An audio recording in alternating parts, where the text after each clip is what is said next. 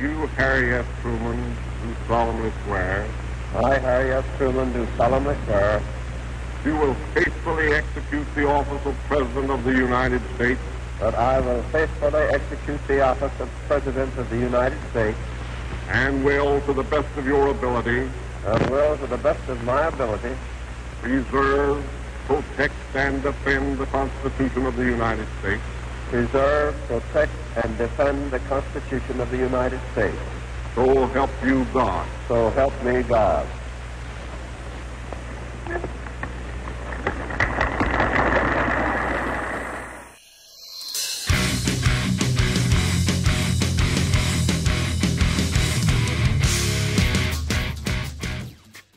After the sudden death of President Franklin Delano Roosevelt on April 20th, 1945, Vice President Harry S. Truman ascended into the presidency.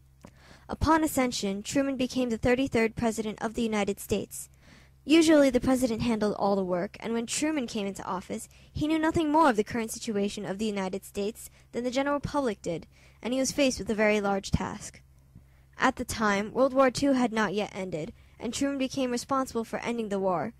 Yet another daunting task Truman had to face was filling President Roosevelt's shoes, who, through his charisma and leadership, had led the American people through the Great Depression.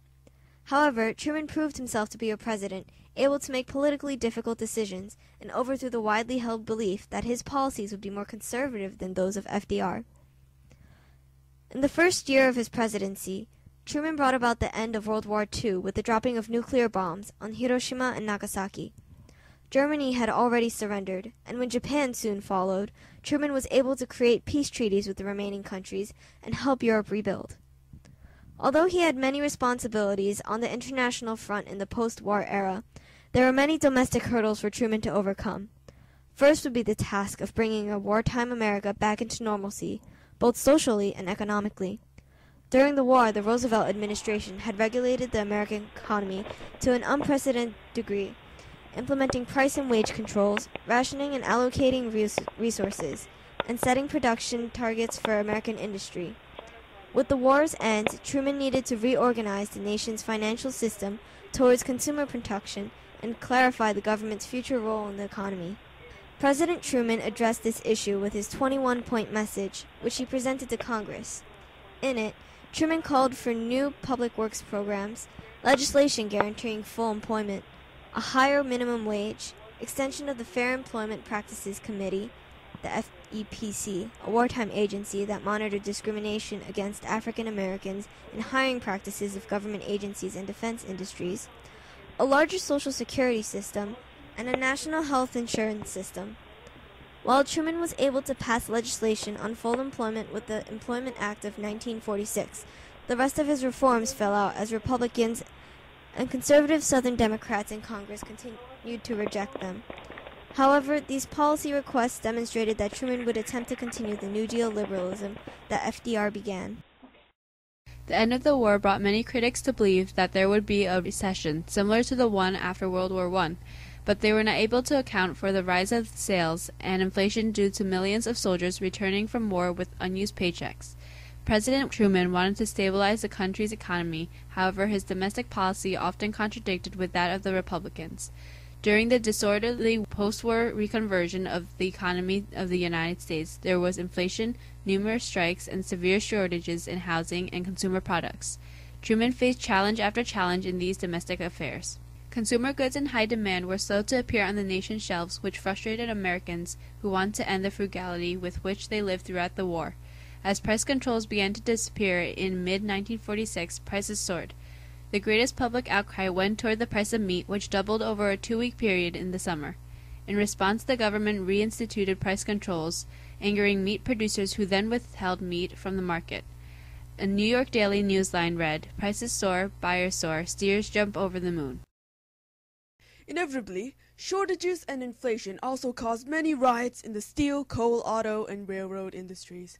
In the spring of 1946, there was a national railway strike. All passenger and freight lines would be in a standstill for over a month. Truman realized that because the highways had not yet been built, losing the railways would be a major setback for the economy. In a politically daring move, Truman proposed a plan to Congress such that if the strikes continued, the strikers would be drafted into the military. The strikers stopped immediately, and Truman was applauded for his effective method of stopping the strikes. However, by September of 1946, Truman's popularity rating suffered as it plummeted to a low 32%. As his Democratic base of voters was mostly labor workers, this move cost him politically.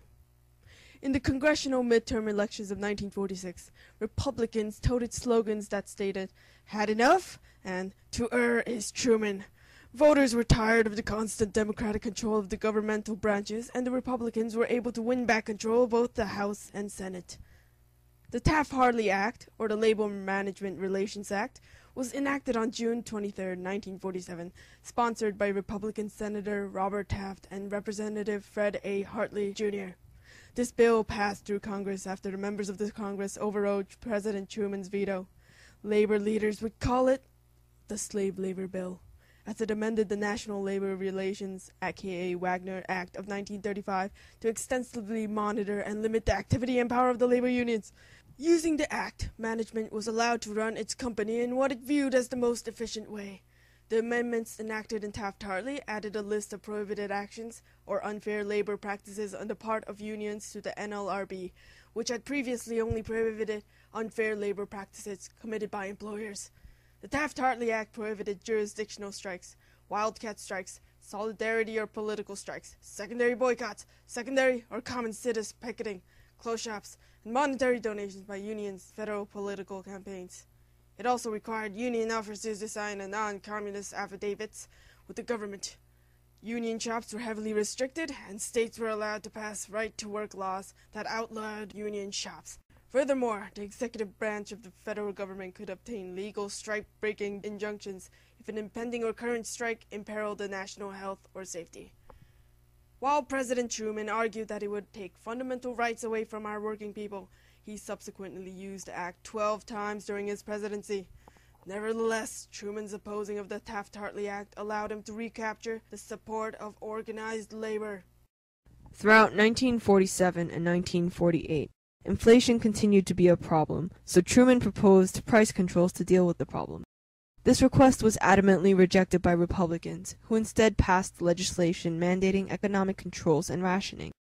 1947 also marked the beginning of the Cold War, where the U.S. fought a non-military conflict with Russia that spanned into 1991. In response to this, Truman signed the National Security Act, forming the Central Intelligence Agency, the Department of Defense, Joint Chiefs of Staff, and the National Security Council. In the summer of 1947, Truman became the first president to address the National Association for the Advancement of Colored People, or the NAACP, where he declared his support of African American civil rights.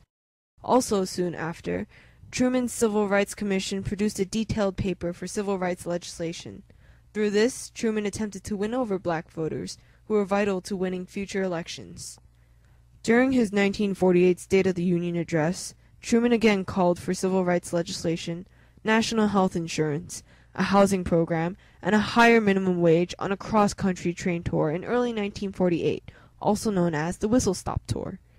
In total, Truman made 275 speeches, centering his attack on the Republican Do-Nothing 80th Congress, and traveled about 22,000 miles. Audiences were impressed by his whistle-stop tour, yet many believed that he would lose in the presidential election. The Chicago Tribune even printed an incorrect headline stating, "Dewey defeats Truman the day after elections." For re-election, President Truman won the nomination of a divided Democratic Party. Democratic Southerners had moved their support to the segregationist Dixiecrat, Senator Strom Thurmond, while some progressives supported Truman's former Commerce Secretary, Henry Wallace. To gain the votes of the African American base, Truman promised to desegregate the military through executive order and outlawed discrimination in the civil service. In the end, Truman came out victorious in the election over the Republican candidate, Governor Thomas Dewey of New York.